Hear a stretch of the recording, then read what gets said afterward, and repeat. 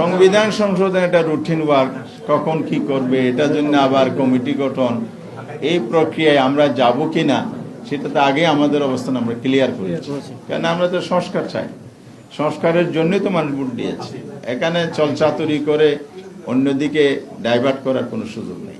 আমরা তো রাজপথের কর্মসূচি ডিক্লেয়ার করেছি, রাজপথে তো আছি এবং রাজপথেই সমাধান করতে হবে। কারণ পার্লামেন্টে সরকার যদি উদ্যোগ না নেয় তাহলে এটা পার্লামেন্টে সমাধান হওয়া কঠিন হয়ে যাচ্ছে। সরকার এগিয়ে আসলে এটা সহজ ছিল। সরকার যেহেতু বিরোধী দলকে রাজপথে ঠেলে দিচ্ছে এবং বিরোধী দল তো জনগণের কাছে আসা ছাড়া আর কোনো রাস্তা নাই, সেই জন্য আমরা রাজপথে আছি, থাকবো ইনশাআল্লাহ। স্বাস্থ্য, শিক্ষা, শিক্ষাঙ্গনে যে সন্ত্রাস হচ্ছে, শিক্ষার পরিবেশ বিঘ্নিত হচ্ছে, বিশেষ করে সরকারি দলের ছাত্র সংগঠন দ্বারা যে সন্ত্রাসী কার্যক্রম চলছে, এই সব কিছু বন্ধ করে দেশে শান্তি ফিরিয়ে আনা, আর শান্তি ফিরিয়ে আনতে হলে গণতন্ত্রের বিকাশ অপরিহার্য। কিন্তু সরকার সেদিকে না গিয়ে দলীয়করণ এত বেশি হচ্ছে, নিয়োগ বাণিজ্য, বদলি, পদোন্নতির ক্ষেত্রে একচাটিয়া দলের লোক নিয়োগ করা। সেই শিডিউল অনুযায়ী আমরা এই যে দাবি গণভোটের রায় বাস্তবায়ন, সরকার শুরুতেই যেই ন্যাক্কারজনক ঘটনাটা ঘটিয়েছে, মানুষের যে প্রদত্ত রায়, প্রায় 70% মানুষ রায়কে উপেক্ষা অবজ্ঞা করেছে, যেটার মধ্য দিয়ে মানুষ দায়িত্ব দিয়েছিল সরকারকে বা যারা রাজনৈতিক দল আছে তাদেরকে, তারা সংবিধান সংস্কার পরিষদের শপথ নেবে। যেহেতু একই দিনে সংসদ নির্বাচনের ভোট এবং সংবিধান সংস্কার পরিষদ গঠনের ভোট হয়েছে, সেটা শপথ নেবে। এরপরে পরিষদ গঠন হবে, অধিবেশন ডাকবে, পর্যায়ক্রমে 180 দিনের মধ্যে সকল সংস্কার প্রস্তাব, বিশেষ করে সাংবিধানিক সংস্কারের বিষয়গুলো বাস্তবায়ন করবে।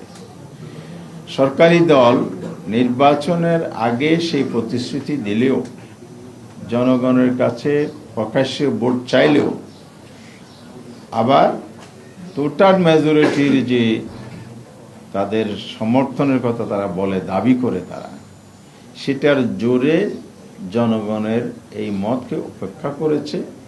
তারা শপথ নেয় নাই সংবিধান সংস্কারের সদস্য হিসেবে, এবং পরিষদ না ডেকে পার্লামেন্টে চলচাতুরি করে, বিশেষ করে ক্ষমতার জোর, টোটাল মেজরিটির জোর, এইসবকে কাজে লাগিয়ে তারা এখন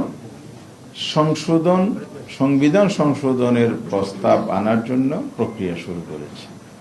আমরা আজকের এই প্রেস ব্রিফিংয়ের মাধ্যমে, আপনাদের মাধ্যমে এটার নিন্দা জানাচ্ছি, প্রতিবাদ জানাচ্ছি, দেশবাসীকে সজাগ করছি।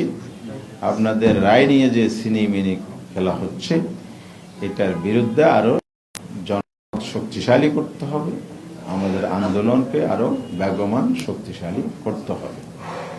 এছাড়া জনগণের যেসব সমস্যাগুলি আমরা বলেছি, সেগুলোর সমাধানেও জনগণকে সম্পৃক্ত করে আমরা নিয়মতান্ত্রিকভাবে রাজপথের আন্দোলন 11 দলীয় ঐক্যের মাধ্যমে আরো সুসংহত এবং জোরদার করতে চাই।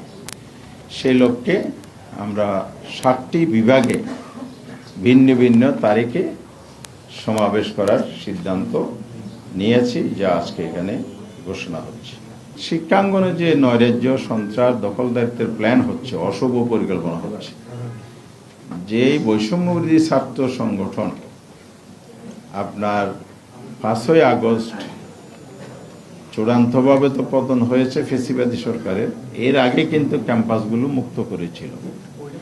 এখন সেই ছাত্রলীগের শূন্যতা পূরণে ছাত্রদলকে প্রতিস্থাপিত করার জন্য সরকারি ইনস্টলমেন্ট, তার এজেন্সি এবং বিভিন্ন পক্ষকে ব্যবহার করা হচ্ছে বলে আমাদের কাছে তথ্য আছে।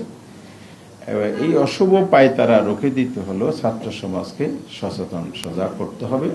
তার জন্য আমরা ছাত্রদের সাথে একটা মত বিনিময়ের পদক্ষেপ এখানে গ্রহণ করেছি। সেই সাথে মত বিনিময় প্রোগ্রাম যেমন চলবে, আবার দলীয়ভাবেও প্রত্যেক দল দলীয় ব্যানারে রাউন্ড টেবিল করা, বিভিন্ন সমাবেশ করা, বিক্ষোভ করা, বিভিন্ন